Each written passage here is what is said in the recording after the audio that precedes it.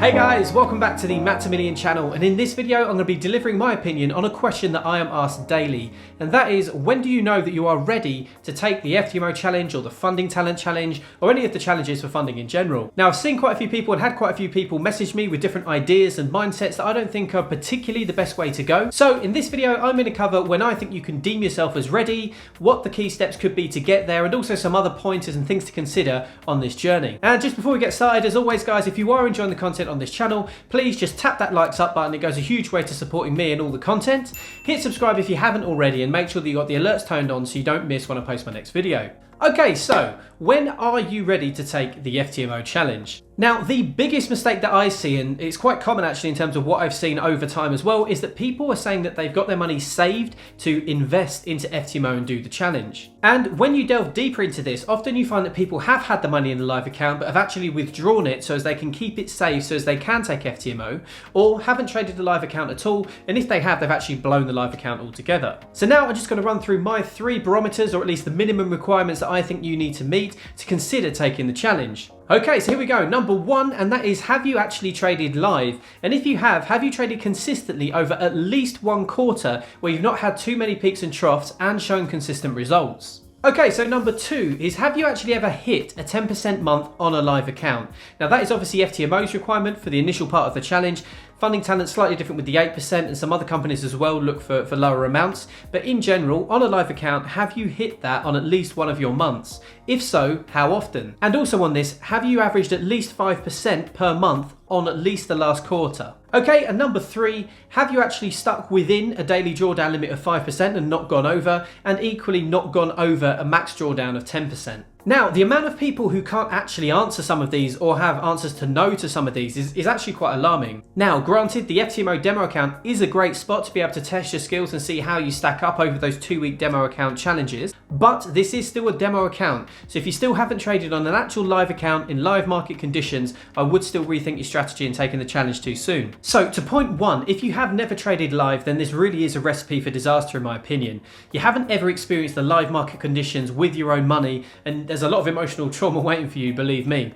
Now, I know that there are some people, and there are quite a few stories where people have just come on, tried to learn a Forex strategy, jumped onto Ftmo pretty much having never traded live, passed the challenge and are earning money. Sure, that does happen, but the reality is for every one of those, there's hundreds, if not thousands of people that go the other way. And to point number 2, if you've never made 10% in a month, then you've quite literally never met the Ftmo challenge objective. And especially if you haven't made a 10% month in the last quarter, then why do you think by taking the challenge right now that it's going to be any different? And why do you think that by taking the challenge you're going to miraculously hit that 10% month? I am not saying it's impossible, but I am saying that it can become a very expensive and frustrating hobby if all you're doing is having to buy new challenges or do free retakes and never actually getting to the goals that are quite clearly stated before you go in. And to point number 3, if you don't know or haven't met the drawdown objectives, i.e. no more than 5% daily drawdown, no more than max 10% drawdown on a live account, not a demo account, on a live account, then the same principle applies here. What makes you feel that this Ftmo challenge is going to be so special that you're going to pull a rabbit out of the hat and something that you've not done before?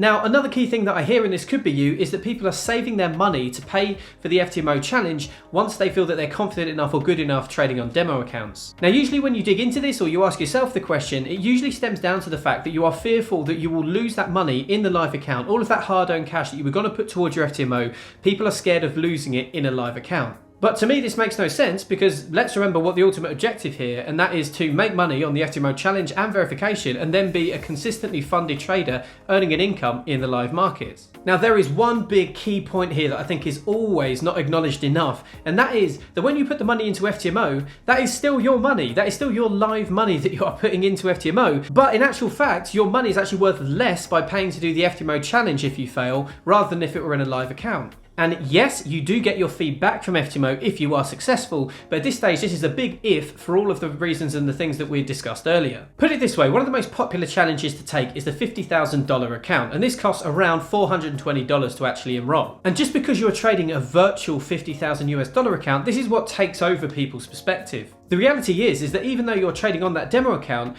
actually your exposure is the $420 that you've actually paid to do it. So actually it's the $420, your live and your cash that is at stake in this challenge. But the thing is here, you can draw down to a maximum of 5% in a day or overall 10% on the actual challenge. You go 1 penny over this at any point and it's gone. So in essence, you lose $420 for going a penny over the 5% daily drawdown limit or a penny over the max 10% drawdown limit. So what am I suggesting? Well, look at it this way. I'm saying don't be a coward and put that $420 in a personal live brokerage account. And for those that are saying, but what if I lose it? It's a hell of a lot of money. Just sit back and consider what you're actually saying for a moment. If you aren't backing yourself to make money on your $420 personal account, how on earth do you expect to be a successful funded trader in years to come? And if that is the case and you're reassessing your abilities, then that's where I'd reassess, take a step back and look at how you can keep moving forward to a point where you can give a lot of confidence in yourself. And let's actually look at what an impact that really has on your live account. I mean, let's say you put the $420 in the account, and let's say you go over the max drawdown threshold of 10%. So let's say you drop 10.1% on your personal brokerage account. In the challenge, you would have lost it all, saluting it goodbye. But in your live account, not taking into account commissions and swaps, because obviously this changes from broker to broker, you would still have $377.58 left. And what's more, you can still keep trading with that money to try and develop consistency in the markets. So knowing this, why would you risk your $420 when you're completely unsure of your performance, haven't really traded live, or if you have, you've not met the minimum FTMO requirements? In my opinion, the best way to put less pressure on yourself during the challenge is to put the money that you had saved to do it into a live brokerage account and trade that live. Because A, you'll have more confidence in your performance on a live market, and B, if you're doing it right, your money should be appreciating in the process. Now, in an ideal world, what I would suggest is that you trade with that small account and you prove your performance by making enough profits to pay for the challenge itself, or at least make a large contribution towards it. Doing that within the parameters, with tight risk management, and really understanding your statistics heading in before you actually take the challenge. This way, you're no worse off if you take the challenge by paying it with profits as such, because you've still got the principle still there, and even if you do fail the challenge, you still built up a lot of experience and probably a lot more confidence in that time. Now, yes, with $420, it could get tricky to trade certain instruments depending on what you trade and how you like to trade it due to the margin requirements, and more so in the UK because of the leverage restrictions on most of the personal accounts. You could also argue the same, that if you have saved money to do a much lower value challenge, you could only have maybe $150 or $200 or whatever, so therefore it restricts what you can trade.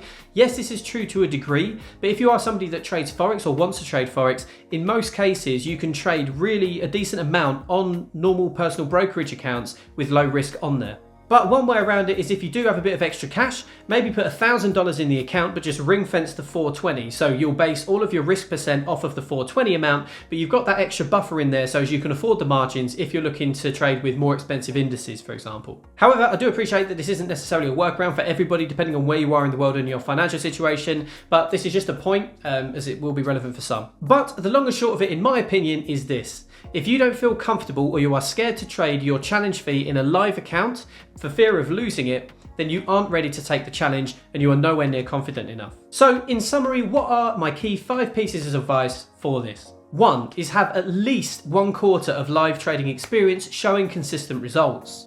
2, have achieved at least one 10% month. 3, have not violated a daily max drawdown of 5% or a total max drawdown of 10%. 4, trade your small capital account to create enough profits to pay for the challenge or at least make a large contribution towards that challenge fee with the profits. And 5, if you don't back yourself to make money on a live account, you aren't ready. Now, I know that this video may be seen as a little bit controversial and it doesn't apply to every person. And like I said, sure, it is possible. Some people go from only trading a demo or actually literally just watching lessons to going to do an FTMO challenge and managing to pass it and get funded and whatever. But there is a reason that over 90% of challenges fail on FTMO. And this video is targeted at the 90 rather than the 10. But with all that being said, what do you think? I'd love to get your opinion of how you determine or how you think you would determine when you are ready. Do you agree with my principles and logic, or do you think I'm way off the mark?